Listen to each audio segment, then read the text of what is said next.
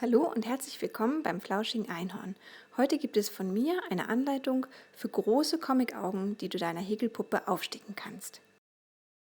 Diese Augen habe ich entwickelt für diese Medusa-Puppe und diese Medusa ist auch mein Beitrag zum diesjährigen Amigurumi Design Contest auf amigurumipatterns.net und dort kannst du heute noch für uns abstimmen. Also wenn dir die Augen gefallen, wenn dir die Anleitung gefallen hat, dann vote für Medusa. Den entsprechenden Link dafür findest du in der Infobox.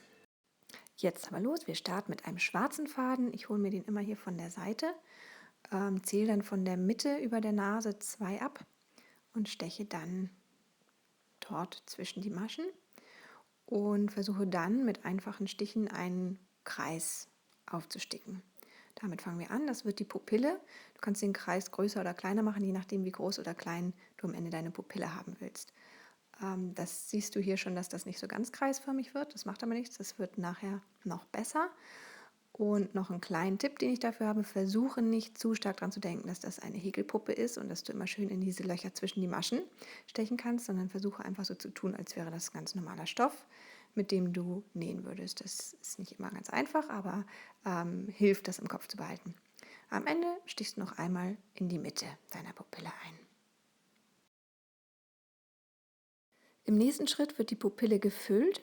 Dazu stichst du jetzt von der Mitte aus immer an die Umrandung deiner Pupille, immer ein kleines Stückchen weiter. Also auch hier gilt nach Möglichkeit nicht immer in die gleichen Löcher, sondern immer kurz nebeneinander. Das ist natürlich einfacher, wenn man so große Wolle genommen hat wie ich hier. Das ist also eine relativ starke Wolle.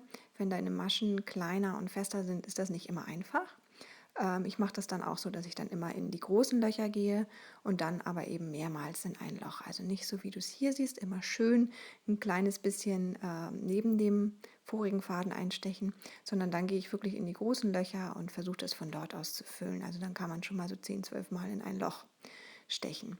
Aber wie gesagt, einfacher oder schöner aussehen tut es, wenn du immer kurz daneben einstichst.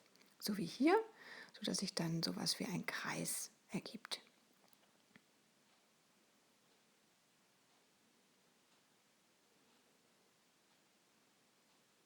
Zwischendurch sortiere ich das Ganze immer so ein bisschen mit der Nadel, damit die Fäden auch schön nebeneinander liegen. Und dann geht es weiter.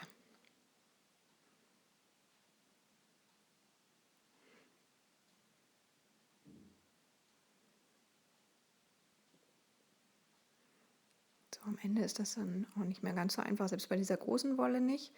Da steche ich dann mehrmals in das Loch an der Seite ein und versuche dann unter dem Faden weiter zu arbeiten, bis alles ganz ausgefüllt ist. Und zum Abschluss dann auch nochmal alles sortieren und von der Mitte steche ich den Faden dann wieder zur Seite. Als nächstes hole ich mir einen blauen Faden von der Seite und steche dann an der rechten Seite der Pupille ein, direkt daneben.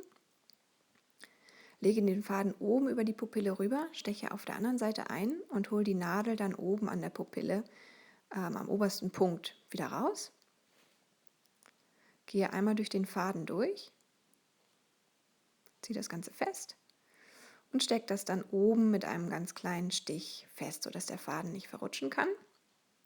Dann wiederhole ich das Ganze auf der unteren Seite, also auf der Seite der Pupille einstechen, dann die Nadel am untersten Punkt rausholen, dann unter dem Faden einmal durch, das Ganze festziehen und feststecken mit einem kleinen Stich und das wiederhole ich dann noch so 2 bis 3 Mal, je nachdem wie groß die Pupille sein soll und wie viel Farbe du der Iris geben möchtest. Also bei so einem großen Kopf wie hier kann man das ruhig 3, 4 Mal machen, bei kleineren Köpfen mache ich es eben nur 2 Mal. Das ist Geschmackssache.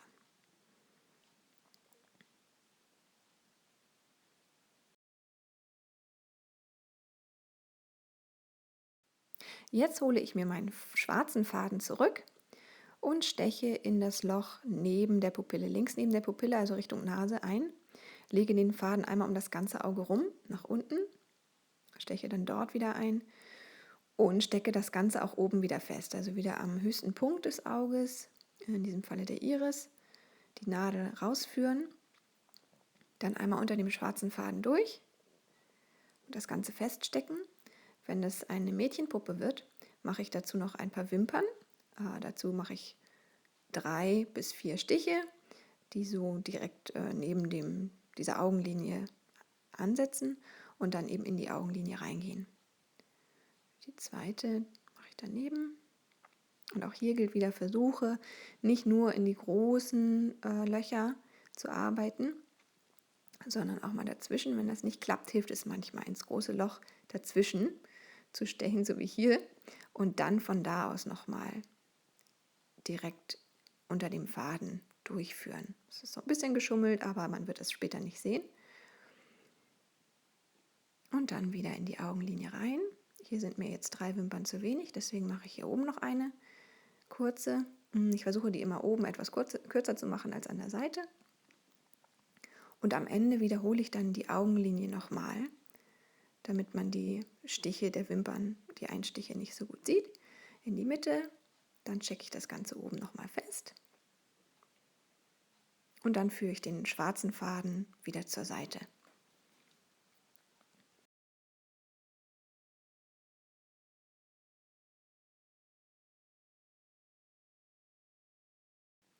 Am Ende arbeite ich mit Weiß noch einen kleinen Lichtpunkt hinein. Dazu hole ich mir den weißen Faden an eine Stelle zwischen Iris und Pupille, so ein bisschen seitlich, hier so.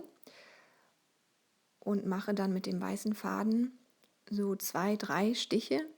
Die kann man entweder auch da direkt rein in den Kopf drücken oder man macht es sich ein bisschen leicht, so wie ich hier, und geht einfach nur unter die Fäden der Pupille.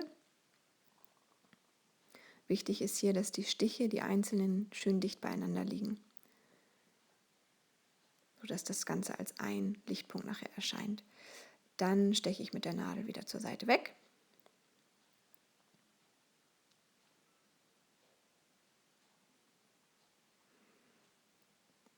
Und dann kann man das Ganze eben am Ende auch nochmal sortieren, ne, damit die Stiche schön dicht beieinander liegen und das Ganze wie ein Punkt erscheint.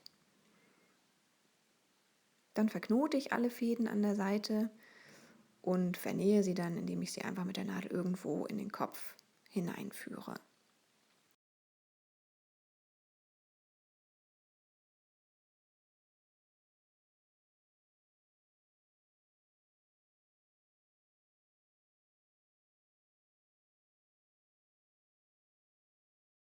Das andere Auge wird natürlich genauso gearbeitet, damit du am Ende einen fertigen Puppenkopf hast, so wie Medusa. Und jetzt nicht vergessen abzustimmen. Link findest du unten in der Infobox. Das war's für heute. Jetzt freue ich mich für immer auf deine Kommentare und auf das nächste Mal beim flauschigen Einhorn.